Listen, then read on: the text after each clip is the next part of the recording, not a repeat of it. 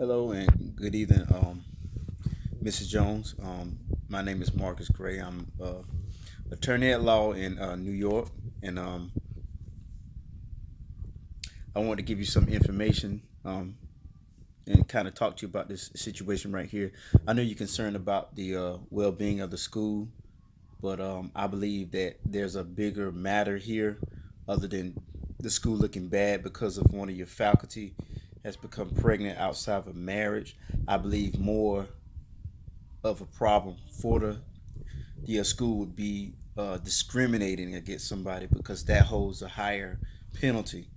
Because once the discrimination case gets out there, if we look at it, if both hits the news, the discrimination case would be the largest.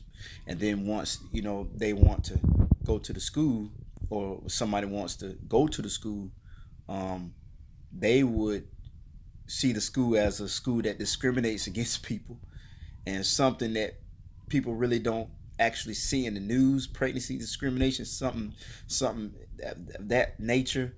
It would get even bigger when it goes to racial discrimination, age discrimination, disability discrimination.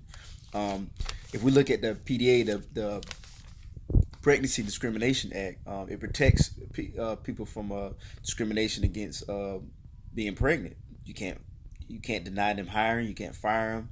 You can't deny them promotion. You can't deny them pay, and you can't deny them other benefits. Also, the FMLA, it actually she can take off from FMLA. It gives a she's been there two years, according to what you told me. So she actually a person can actually take FMLA whether they don't care for themselves or care for their loved ones, because it once employee reaches 12 months with the company, they're allowed to get up to 12 work weeks of unpaid leave to care for someone, okay, without fear of losing their job or even actually losing their job, because we don't want to put any more stress on the employees, or you don't want to put more stress on the employees that they already may have. And we believe they're more productive when they're comfortable, or a lot more comfortable. Also, she is protected under both the PDA and the FMLA. The only problem we have here is that she has had a baby out of wedlock. I mean, how many people do things like this? I believe that this is her private business. If it gets out, it gets out. But we don't want the school to have an image of being discriminating. We want the school to have an image of being understanding.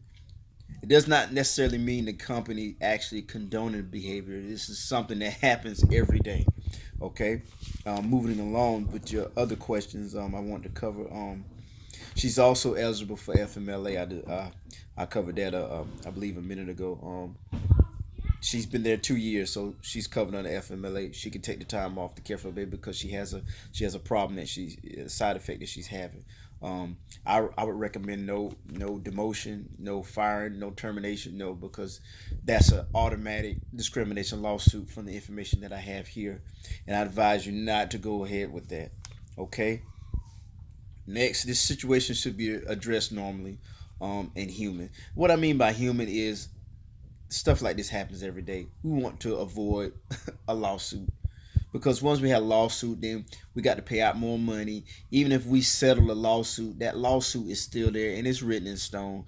And what's gonna happen? When people see the school, they're gonna see that lawsuit, and they're gonna bring up that lawsuit. And they're gonna be like, "Hey, I don't want to go to school. I want to go somewhere else." And then your students are starting the students that you have there are gonna start to diminish, and then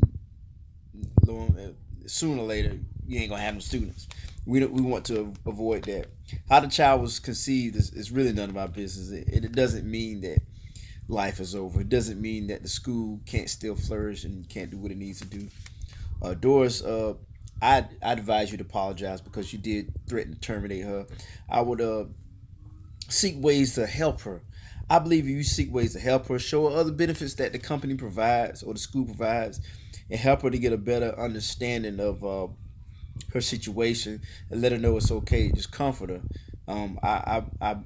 This is the end of my of our conversation. I wish you the best. Good luck to you. I believe this is the best course of action we can take, and I thank you for your time.